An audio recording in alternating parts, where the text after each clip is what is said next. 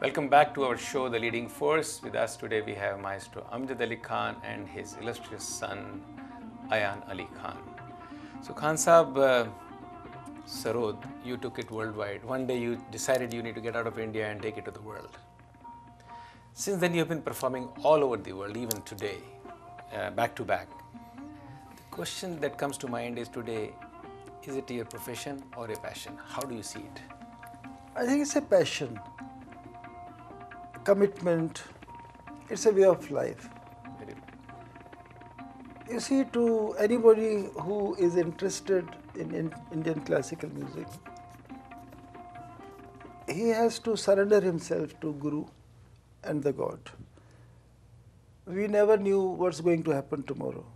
Even today we don't know what's going to happen tomorrow. So this, in a literal sense, our tomorrow, our next moment is in the hands of God. I didn't have time to plan my career. I didn't have time because last 10 years of my father, he was not well. So I was happy serving him. The whole family was around my father. I used to go travel and perform and come back. And but while during that time I was traveling, so my father saw me established. But it must have been very demanding on you to go back and forth. Connected with my guru, I was connected with my father. Well, yeah, he had a dual role for you. So that is why. So there was no. I mean, today a lot of gurus are unhappy on account of students, Right. because they don't react the way they expected. There are so many students like this. Very few are your hamdard, your well-wisher, but everybody is trying to fly to the highest point. Through the shortest route, I would imagine. And a lot of people are doing research on shortcuts of life. Right. Just say the sadhana is a very big word, but people don't seem to have patience for the sadhana. So how do you prepare?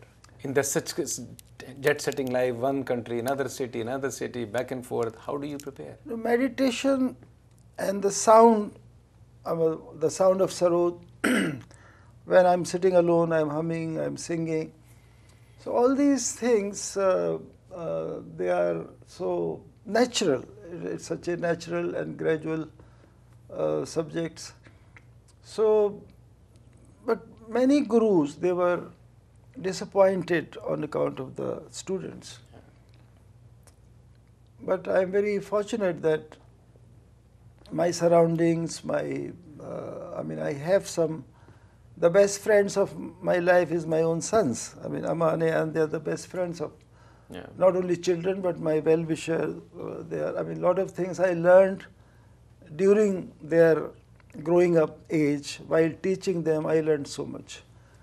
And I'm very happy that they are very compassionate, they are kind, they are good souls. Sometimes I feel as if my forefathers, come back in their different shape. Very nice. Yeah. So this is what is. So all of us with my wife and all of us, whenever there is a difficult situation or some project, we always discuss and we decide what to do. And when you prepare this music, in the back of your mind, because you are a very kind human being, is that intertwined into your music? Is that the core message of when you play the music? You see, hard work is most important.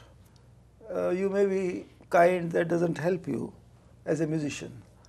So for a musician, the hard work and the Khuda Kare, by the grace of God, I think the music should be appealing. That is the ultimate thing people expect from the musician. But my father often said that to achieve your goal of life, one has to be tolerant and patient. So why the world has become so intolerant? Today more so. We have so much education, the whole world is so educated. Why did we have 9/11? And why there is this violence every country? So I, with all due respect to all the sages and writers and saints, but with education could not create compassion and kindness in a human being. And you try to take it through your music to them. Yes, music is a precious gift of God, like flowers, I think air. it's the best medicine, if I may say. Yes, Yes, now the doctors are using as music therapy. Absolutely, it's a meditation, yeah. So flowers, air, fire, fragrance, colors, music, they don't belong to any religion. And when you play, how do you choose your ragas?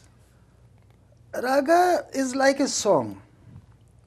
Every song is a rag, appealing song, but every song, if the song has a discipline of ascending and descending, then it becomes a raga.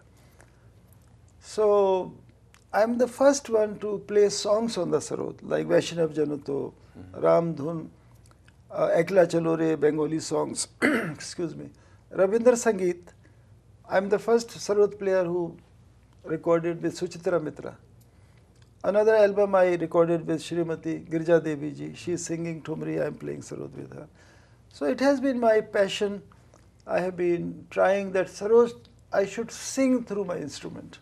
That has been my passion, my commitment, and I worked for it. But you sing also, you hum also. I have seen you, I have heard you. That's very important. My father often used to sing while teaching, because the slides and glides God has given us, but we hardly use them.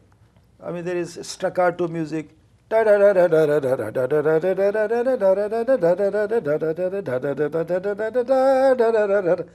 This is one type of music, but the most graceful expressions in our music we have.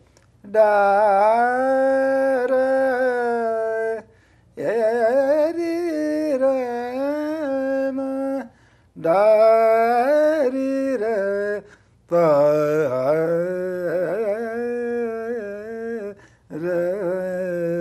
ra, ri, ra, ma. तो ये glides and slides जो है, Very nice. these very are nice. amazing. Yeah. They are very precious for us.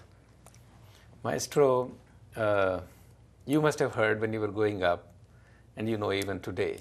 I just showed your picture to somebody, and the comment was, "Oh, he's such a good-looking man." You were always a handsome man, No, and you got such a wonderful wife. You know, there is a lot of credit that people give it to Maharani Sahiba. Yes, and what she has done. She herself is a decorated dancer. Yes, yes. And she chose to give it up to build a family. Because Yes. we'll go to the family segment now. Tell us about a little bit about Maharani. No, she is Subbalakshmi a inspiration. She is a spirit, binding force. We all depend her. She used to look after one Khan. Now she looks after 3 Khans. So And very well. heavily burdened, and she gave up her career for the family. So I mean, we all depend on her, and she's a very most important person of our family. And it's quite a bit of journey because I have seen her. She decides exactly what goes on stage during a performance, what Aman is going to wear, what Ahan is going to say, what you are going to do. She's so particular, and her attention to detail when we work with you was tremendous. So another important person in our family has come, Ayan's wife, Right. my younger daughter-in-law. She's from Bombay, Neema Sharma. Very nice person, and she is like my daughter. Which definitely she is. We'll come to that when we talk to another Khan here.